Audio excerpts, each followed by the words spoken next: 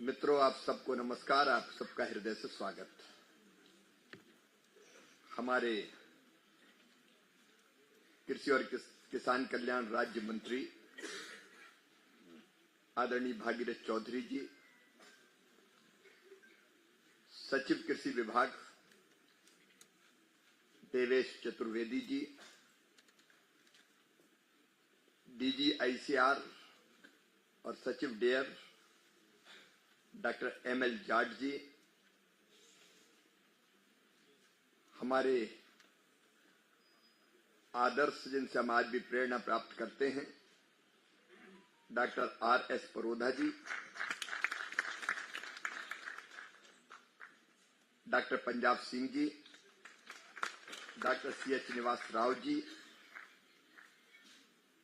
यहां उपस्थित सभी मित्रों, एक बार फिर मैं 6वीं अंतर्राष्ट्रीय एग्रोनॉमी कांग्रेस में आप सबका हृदय से स्वागत करता हूं, अभिनंदन करता हूं। भारत का सोच आज नहीं, हजारों साल पहले से एकात्मक रहा है। जैसे डॉक्टर जाट कह रहे थे, हम हर विषय के बारे में समग्रता के साथ विचार करें। एक तरफ भारत हो या विश्व हो, हम सबकी चिंताएं हैं। खाद्य सुरक्षा सुनिश्चित करना, फूड सिक्योरिटी इंपॉर्टेंट है, हमारी भी और दुनिया की भी। बढ़ती आबादी को भरपूर खाद्यान्न, फल, सब्जियां मिले। दूसरी हमारी चिंता है, विशेषकर भारत के संदर्भ में, हम किसान की आजीविका सुरक्षित कर पाए। वह ऐसी खेती कैसे कर पाए कि जिससे रोजमर्रा की जिंदगी की गाड़ी उसकी बेहतर चल पाए। प्रधानमंत्री जी ने कहा, आय दुगनी करना है,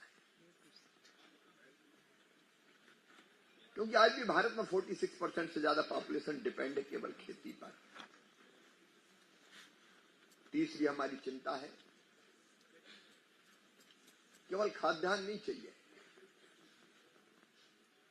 उसमें पर्याप्त पोषक तत्व भी चाहिए।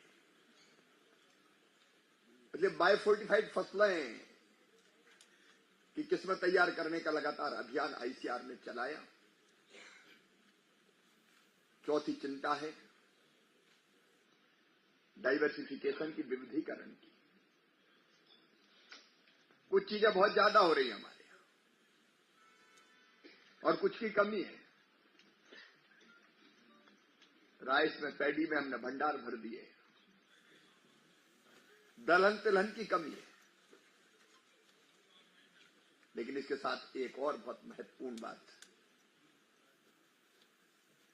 आप सोचें कि इस धरती को आने वाली पीढ़ियों के लिए भी सुरक्षित रखना है। कि ये दुनिया केवल हमारे लिए है?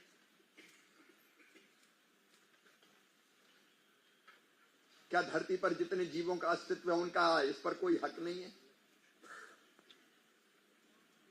क्या हम आने वाली पीढ़ियों के भविष्य की चिंता नहीं करेंगे?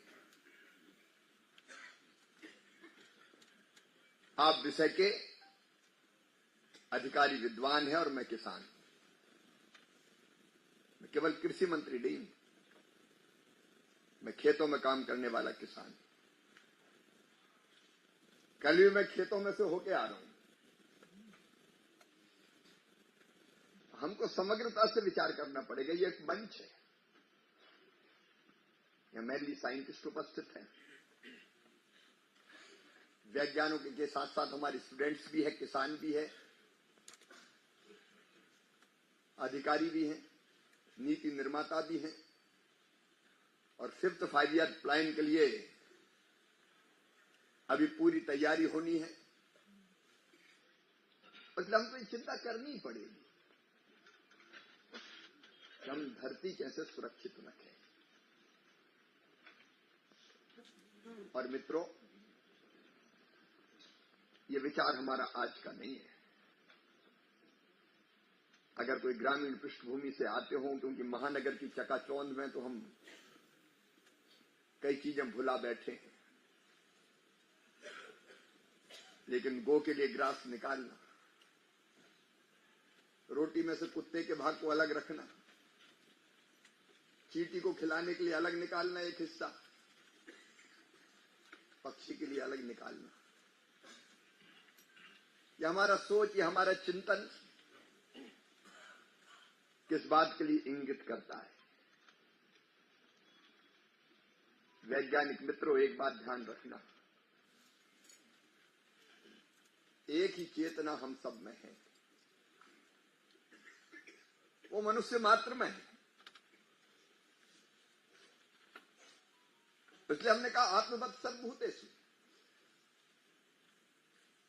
सबको अपने जैसा मानो, सबकी चिंता। इसी में से निकला वसुदैव कुटुंबकम। लेकिन मैं आज भारत के उस चिंतन की तरफ वैज्ञानिकों का ध्यान आकर्षित करना चाहता हूं। हमारे विचार में, हमारे दर्शन ने कहा, वो चेतना केवल मनुष्यों में नहीं है, पशु पक्षियों में भी वही चेतना। और इसलिए अगर आप देखोगे भारत की पौराणिक गाथाओं में, तो देवताओं के वाहन सारे या तो पशु है या पक्षी है। यह हमारे सोच को अभिव्यक्त करता है। लक्ष्मी जी को बुलाओगे तो उलूट पे बैठ के आएगी, सरस्वती जी हंस पे बैठ के आएगी, दुर्गा जी शेर की सवारी करते हुए आएगी, गणेश जी चूहे पे बैठ के आएंगे, कार्तिकेय मोर पे बैठ के आएंगे। ये क्या है? ये सोच है कि उनमें भी वही चेतना है। वैज्ञानिकों को थोड़ा अजीब लग सकता है, लेकिन मैं कहूंगा 10 अवतारों की हमारे यहां चर्चा की गई। आपको पता है 12 है मत्स्य और कूर्म, ये 3 पशुओं के रूप में, और चौथा नरसिंह, आधा मनुष्य और आधा पशु के रूप में। ये भारत की सोच को अभिव्यक्त करता है कि उनमें भी वही चेतना है। हमने पेड़ों की पूजा की, बट का वृक्ष, पीपल का पेड़, तुलसी का पौधा, केवल कर्मकांड नहीं है मित्रों, ये सोचा समझा विचार है कि इनके बिना हमारा काम नहीं चल सकता। इनमें भी वही चेतना है। नदियों को हमने जल वाहिकाएं नहीं माना, पवित्र माताएं माना है। गंगा, सिंधुश्च कावेरी, यमुना च सरस्वती, रेवा महानदी, गोदा, ब्रह्मपुत्र, पुनात्मानी, ये पवित्र माताएं हैं। इसलिए कि इनके बिना हमारा भी अस्तित्व नहीं है, पेड़ों के बिना हमारा भी अस्तित्व नहीं है। और इसलिए कभी भगवान श्री कृष्ण ने कहा, कहां इंद्र की पूजा वूजा करते हो? ये गोवर्धन है जो तुम्हारे पशुओं को चारा दे रहा है, ये तुम्हें फल देता है, पहाड़ होते हैं तो बारिश आती है, गोवर्धन की पूजा करो। एक संदेश है, सब में वही चेतना है। नदियों, समुद्रों, पहाड़ों में, ग्रह, नक्षत्र, तारों में। मैं इसके विस्तार में नहीं जाऊंगा, लेकिन एक सोच है, ये विचार है। तो क्या एग्रोनॉमी केवल मनुष्य मात्र की चिंता करेगी? क्या हम बाकी का ध्यान नहीं रखेंगे? हम प्रकृति के बारे में नहीं सोचेंगे, हम अपनी माटी के बारे में नहीं सोचेंगे? केमिकल फर्टिलाइजर का ऐसे उपयोग होता रहा तो आने वाली पीढ़ियों का क्या होगा? मिट्टी थक चुकी है, और जो सोच की दिशा हमारी क्या होनी चाहिए, उस पर आज वैज्ञानिक समाज को विचार करना पड़ेगा। अभी कई बातें जाट साहब ने कही, हम एक दिशा में चले जा रहे हैं। कपास का उत्पादन बढ़ाने के लिए बीटी काटन आ गया, बाद में बीटी काटन का क्या असर हुआ? पिंक बालबार्ब ने उत्पादन और घटा दिया। एक उपाय करते हैं, दूसरी समस्या पैदा होती है। समाधान ही समस्या ना बन जाए कि हम संपूर्ण विचार कर सकते हैं। भारत के संदर्भ में अगर कहूं तो कुछ चीजें हैं किसानों की, और सबसे बड़ी चीज तो यही है कि वैज्ञानिक और किसान दोनों मिलते ही नहीं है। एक लैब में एक लैंड है। जो शोध है, रिसर्च है, अनुसंधान है, उनका रियल टाइम में किसानों को लाभ कैसे मिले। मैं कृषि मंत्री के नाते जवाबदारी स्वीकार करता हूं। सॉइल हेल्थ कार्ड इतने बनाए, क्या हुआ कोई बताए? कितने किसानों ने उसका उपयोग किया? और नहीं किया तो क्या ये सोचने की जवाबदारी हमारी नहीं कि इसका उपयोग प्रैक्टिकली कैसे फील्ड में हो? हमारे पास जोत के छोटे छोटे आकार हैं। मैं आगे बात करूं उसके पहले मैं ये कहना चाहता हूं कि उपलब्धियों पर मुझे गर्व है अपने वैज्ञानिकों की, क्योंकि हमने उस दौर को देखा है जब कभी PL 480 रिजेक्टेड था, जो वहां गेहूं हम खाते थे। आज गेहूं हो, चावल हो, ऑल टाइम हाई रिकॉर्ड हमने बनाए। मक्का हो, सोयाबीन हो, ग्राउंड नट हो, उपलब्धियां हैं हमारी। उपलब्धियों के बावजूद जरूरतें और बड़ी है। जोत के छोटे छोटे आकार हमारे किसान के, देखिए आप ब्राजील, USA, ऑस्ट्रेलिया की तरह नहीं सोच सकते भारत में। मेरे मित्रों, 1 एकड़, 1.5 एकड़, 2 एकड़ जमीन में कैसे वो खेती करे जिससे उसकी आजीविका चल जाए, ये हमारे विचार का विषय है। 10-20 हजार हेक्टेयर के फार्म हाउस नहीं है हमारे यहाँ। इस चुनौती को आपको देखना पड़ेगा।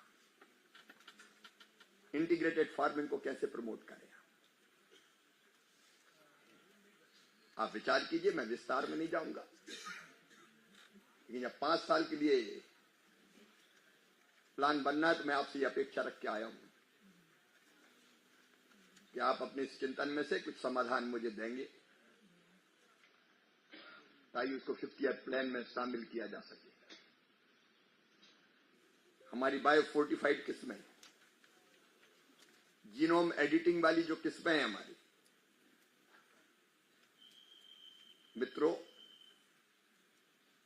कई बार पता ही नहीं चलता कि कौन सी किस्म कहां के लिए उपयोगी हो। किसान की मैं बात कर रहा हूं। कौन सी किस्म अलग अलग एग्रोक्लाइमेटिक जोन्स के हिसाब से कहां लगाए, ये स्पष्ट रूप से चिन्हित करना जरूरी है, पहचानना जरूरी है। केवल हम नहीं, हम कह देंगे फलानी जगह, किसान को पता चलना जरूरी है। पर्याप्त मात्रा में इनके बीजों की उपलब्धता एक समस्या है। एक बड़ी समस्या जो किसानों के बीच में मैं महसूस करता हूं, घटिया बीज, उसकी कमर तोड़ देते हैं। उसके पास पहचानने का कोई तरीका नहीं है कि ये जो मैं बोल रहा हूं ये अच्छा है कि नहीं है। तो जो व्यवहारिक चीजें उसके बारे में भी सोचना, इनका समाधान हम कैसे निकालें। जलवायु परिवर्तन के इस युग में अभी साल 6 महीने बरसात ही चलती है। सोयाबीन और धान इसलिए बर्बाद हो गए कि जब वो आ रहे थे तब धुआंधार बारिश हो रही थी। अच्छा, समस्या कितनी होती है, फिर सरकार कहती है ऐसे क्यू क्वालिटी का खरीदेंगे। अब पानी भर गया, धान गिर गई, दाना काला पड़ गया, सोयाबीन का दाना दागदार हो गया, तो इस बदलते मौसम में ऐसी चीजों से कैसे हम बचा सकते हैं? किसान पूछता है कि हमारा दोस्त क्या, हमने तो मेहनत पूरी करी। और इसलिए ज्यादा गर्मी, ज्यादा बारिश, ज्यादा सर्दी, उसमें टिकी रहने वाली फसलें, अब धान में देखता हूं कई जगह लेटी रहती है, जैसे ही बाल बड़ी हुई लदी और थोड़ी हवा लेट गई जगह जगह, वो फिर हार्वेस्टर से नहीं काट सकते उसको, तो हाथ से ही काटना पड़ता है। ये समाधान देने की जरूरत है, मुझे लगता है, कैसे उसका तना मजबूत होकर वो खड़ी रहे। ये बात छोटी लेकिन मेरे लिए महत्वपूर्ण है मित्रों। वैसे ही मैं कई बार कह चुका हूं, हम दलहन के उत्पादन बढ़ाने का समाधान क्यों नहीं दे पा रहे? बात करोगे डाइवर्सिफिकेशन की और पैदा होगा 5 कुंटल पर एकड़ में, तो क्या किसान लगाएगा? तो मनुष्य की प्रेरणा पैसा है। धान में ज्यादा मिलेगा तो धान लगाएगा भाई, वो क्यों दाल बोएगा? दलहन और तिलहन में उत्पादन कैसे बढ़ा सकते हैं? आप गंभीरता से विचार कीजिए। रिसर्च चल रहा है, मैं नहीं कह रहा कि नहीं चल रहा है, लेकिन कई वर्षों से किसी परिणाम पे नहीं पहुंचे। सोयाबीन की प्रोडक्टिविटी हमारे देश में कितनी है? ये सोयाबीन छोड़ देगा किसान, मुझे डर लग रहा है। एक ऑयल सीड और कम हो जाएगा। आप सोचिए ना, रिसर्च कीजिए, सोयाबीन की अच्छी वैरायटी, ज्यादा उत्पादन देने वाली वैरायटी, बाकी किस्मों के बारे में भी हमको विचार करना पड़ेगा। दलहन में, तिलहन में वायरस अटैक जबरदस्त होता है, धान गेहूं में उतना नहीं होता। ज्यादा सर्दी में तुअर एक रात में सूख जाती है पूरी की पूरी। हम ऐसी किस्म क्यों तैयार नहीं कर पा रहे जो इसका मुकाबला कर सके? आप लोग विचार करिए। जैविक कार्बन घट रहा है, आप जानते हैं, मुझे ज्यादा बताने की जरूरत नहीं है। माइक्रोन्यूट्रिएंट्स की भारी कमी है। कैसे हम उत्पादन लेते हुए बढ़ा सकें, सोचिए ना। इस पर आज विचार करने की आवश्यकता है मित्रों। फसल विविधीकरण में भी बात जाट साहब कह रहे थे, राइस फैलो की जगह दूसरी फसल,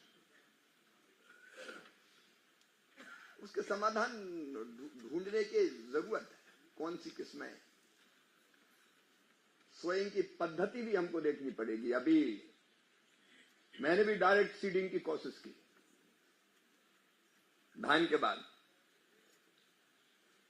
लेकिन मैं पूरा सफल नहीं हो पाया। मैं जाट साहब को भी फोन करता रहा बार बार, क्योंकि पानी गिर गया तो गीला हो गया पहले खेत, और बाद में चलाया तो काली मिट्टी कड़ी हो गई। मैंने फिर भी एक खेत में जबरदस्ती की तो दाने थोड़े बाहर ही रह गए, प्रयोग सफल नहीं हुआ। तो मैं तो किसान हूं, इसलिए कह रहा हूं। आप कह दोगे बायो सीधी बिजाई कर दो, डायरेक्ट सीडिंग, लेकिन जब तक किसान उसका परिणाम नहीं देखेगा नहीं करेगा। मैकेनाइजेशन की डिवीजन भी सोचे, क्योंकि काम हुआ है, मैं नहीं कह रहा, लेकिन इसको परफेक्ट करना पड़ेगा। नैनो यूरिया की बड़ी चर्चा हुई, लेकिन वही विवाद में फंस गया। 4% चाहिए कि 16 चाहिए कि 20 चाहिए, बोतल पकड़ा दी उसको, वहां जबरदस्ती की डीएपी ले जा रहा, तो ये ले जा। परिणाम नहीं निकला तो हमारा मिशन अधर में लटका हुआ है। आप सुनिश्चित क्यों नहीं करते? आप वैज्ञानिक को करो ना, कितने परसेंट क्या चाहिए भाई, आप तय करो। मैं तो कृषि मंत्री होते हुए आज भी मुझे समझ में नहीं आ रहा कि परफेक्ट क्या है। हमको इसके परफेक्ट समाधान देने होंगे। कार्बन क्रेडिट का लाभ किसान कैसे उठाए, मुझे लगता है इस पे भी इस मंच को विचार करना चाहिए, ताकि ऐसा नहीं हो कि मेहनत किसान करे और लाभ और कोई उठा ले जाए। चतुर लोग हर चीज का फायदा उठा लेते हैं, किसान रह जाता है।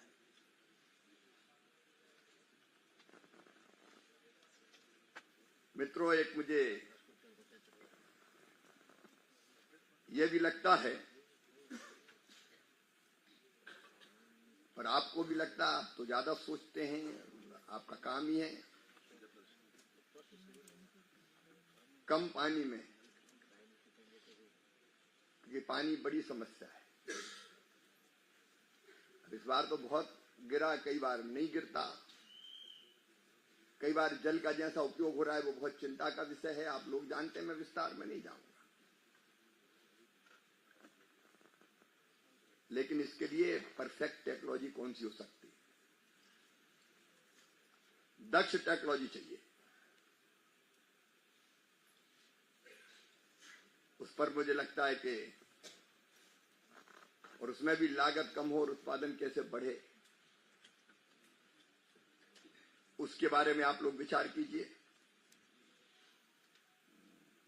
ड्रोन के बारे में चर्चा काफी हुई, और कैसे फर्टिलाइजर, पेस्टिसाइड, बाकी सब चीजों में ड्रोन और उपयोगी हो सकता है, अभी प्रयोग के तौर पर ही चल रहा है। फिर आजकल एआई की काफी चर्चा हो रही, बहस भी चल रही है, आर्टिफिशियल इंटेलिजेंस, मशीन लर्निंग। लेकिन मेरे मित्रों, इन सब चर्चाओं में छोटा और सीमांत किसान कहां है? वो कैसे इसका लाभ उठा पाए? केवल आपका काम नहीं है, सरकार का भी काम है। मैं भी जिम्मेदारी ले रहा हूं। मैं जिम्मेदारी से भागने वाला कृषि मंत्री नहीं हूं, लेकिन मैं शेयर कर रहा हूं आपसे कि इस पर मिलकर काम करना पड़ेगा। अब डिजिटल कृषि इंफ्रास्ट्रक्चर बना रहे हैं, लेकिन कई किसान उसका उपयोग नहीं कर पाएंगे जब तक हम ठीक से उनको ट्रेंड नहीं करेंगे। अब हम स्मार्टफोन पर ओटीपी कहें तो कई को ओटीपी पता ही नहीं क्या है ओटीपी। तो सरल भाषा में व्यापक पैमाने पर आधुनिक टेक्नोलॉजी सही अर्थों में किसान तक कैसे पहुंचे? मित्रों, कई तरह की बीमारी है। जब भी हम लोगों ने विकसित कृषि संकल्प अभियान चलाया, मैं कृषि विभाग को, विशेषकर आईसीआर को बहुत बहुत बधाई देना चाहता हूं। बहुत उपयोगी अभियान। जब वैज्ञानिक और किसान बैठे और साझा बातचीत की, उनमें से 500 विषय शोध के निकले। पिंक बालवॉर्म, रेड रोड क्या है, वो लाल सड़न गन्ने की। अब इन बीमारियों का समाधान, क्योंकि पहले उत्पादन बढ़ा, फिर घटने लगा। तो मैं जाट साहब आपसे कहना चाहता हूं, वो जो 500 समस्या आई है किसानों की, क्या एग्रोनॉमी उनका समाधान सोचने के लिए अभी बीच में समय लगाएगी? देखो, रिसर्च क्या होना चाहिए, जो जरूरत है आप बाकी भी करें, मुझे अधिकार नहीं है, लेकिन हमारे किसानों की जो जरूरत है उस पर तो रिसर्च हो भाई। आप पेपर लिखने के लिए भी करो,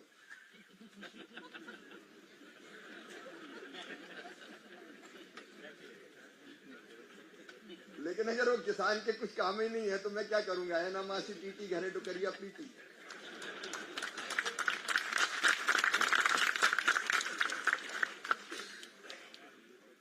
हमको उसको किसान के लिए उपयोगी बनाना पड़ेगा। और विकसित कृषि संकल्प अभियान के अंतर्गत जो 300 जुगाड़े किसानों ने की, वैज्ञानिक मित्रों, लीची की सेल्फ लाइफ बढ़ाने के लिए ग्लूकोज का घोल लगाया उनने ऊपर और सेल्फ लाइफ बढ़ गई। अब ये किसान की जुगाड़ है, उनने गर्व से बिहार में बताया कि हमने तो ये किया। अब वो मुझे कह रहे हैं टमाटर की सेल्फ लाइफ बढ़ाओ मामा, खराब हो जाते हैं बहुत जल्दी तो फिर बिकते नहीं, होने पौने दाम में बेचना पड़ता है। अरे ये सोच का विषय है। अगर 2-3 दिन के बजाय टमाटर 15-20 दिन चल जाए तो किसान को ठीक दाम मिल जाए। ऐसे 300 विषय निकले जिन पर किसानों ने कुछ ना कुछ कोशिश की है। आप माफ करना, अदरवाइज मत लेना। मैं शिमला मिर्च की खेती भी कर रहा हूं, टमाटर की भी कर रहा हूं। मैं प्रयोग करता रहता हूं। बार बार एक ही चीज बोने के कारण जाट साहब क्या बताया था आपने, मैंने पूछा तो निमाटोड। अब निमाटोड के लिए बनारस के वैज्ञानिक भी हुआ है लेकिन कोई समाधान नहीं ढूंढ पाए। लेकिन एक किसान जो कई सालों से कर रहा था उसने आके मुझे बता दिया कि ये डालें, इससे ठीक हो जाएगा। और हमने डाली तो फर्क पड़ गया। ये मैं सच बता रहा हूं। तो व्यवहारिक वैज्ञानिक तो वहां बैठा है, हमारे वैज्ञानिकों के जैसा बार बार बोल रहे उसी हो गया। अब इस समाधान का मैं क्या करूं? तो हमको ये व्यवहारिक चीजें देखनी पड़ेगी। और इसलिए मित्रों, इस दृष्टिकोण से भी ऐसे विषय जो विकसित कृषि संकल्प में अभियान में आए उनको सोचिए। आप पर बड़ी जवाबदारी है। आप आधुनिक महर्षि हैं। मैं केवल आलोचना नहीं कर रहा, आलोचना के लिए नहीं कर, मैंने तो व्यवहारिक बातें आपसे शेयर की हैं। और एग्रोनॉमी के हमारे वैज्ञानिक ज्ञान को व्यवहारिक कैसे बनाए और प्रभावी समाधानों में कैसे परिवर्तित करें, जिनसे हमारा स्मार्ट एग्री फूड सिस्टम विकसित हो सके, खाद्य पोषण और पर्यावरण भी सुरक्षित हो सके। इसके लिए आप सब और जो आप सोचें वो किसान के खेत तक पहुंच सके। कृषि सचिव भी बैठे हैं, हम लोगों की जवाबदारी है। मैं तो कृषि मंत्री हूं तो मैं जवाबदारी से कैसे बच सकता हूं? सबसे पहले तो मैं ही जिम्मेदार हूं। नहीं तो काहे के कृषि मंत्री? तो केवल माला डलवाने के लिए थोड़ी है, बुके लेने के लिए थोड़ी है। हमारे यहाँ हम इसी में गदगद हो जाएं कि साला में तो सांप बन गया। लेकिन ये समाधान देश चाहता है और चीज किसान तक पहुंच जाए। इसलिए मैंने 5th 5-year प्लान के लिए भी देवेश जी बैठे। मैंने कहा कि ये नहीं चलेगा कि इस योजना में इतना पैसा था, इतना बढ़ा दो। हमको सही अर्थों में कृषि और किसानों की और देश के बेहतर भविष्य के लिए जिन मुद्दों का पहले मैंने जिक्र किया, उनके समाधान के लिए कैसी योजना चाहिए और कैसे कार्यक्रम चाहिए, वो भी हम बनाने की कोशिश करें। मेरा आपसे आग्रह है, आप गंभीरतापूर्वक सोचिए और आपकी रिकमेंडेशंस को मैं पूरी गंभीरता से लूंगा। और मेरा भरसक प्रयास होगा जब अगले 5 साल के लिए योजनाएं और कार्यक्रम बने, नीतियां बने, तो उसमें आपके रिकमेंडेशंस को हम सम्मिलित करवा पाए। एक बार फिर मैं आपका हृदय से स्वागत करता हूं। बहुत बहुत धन्यवाद।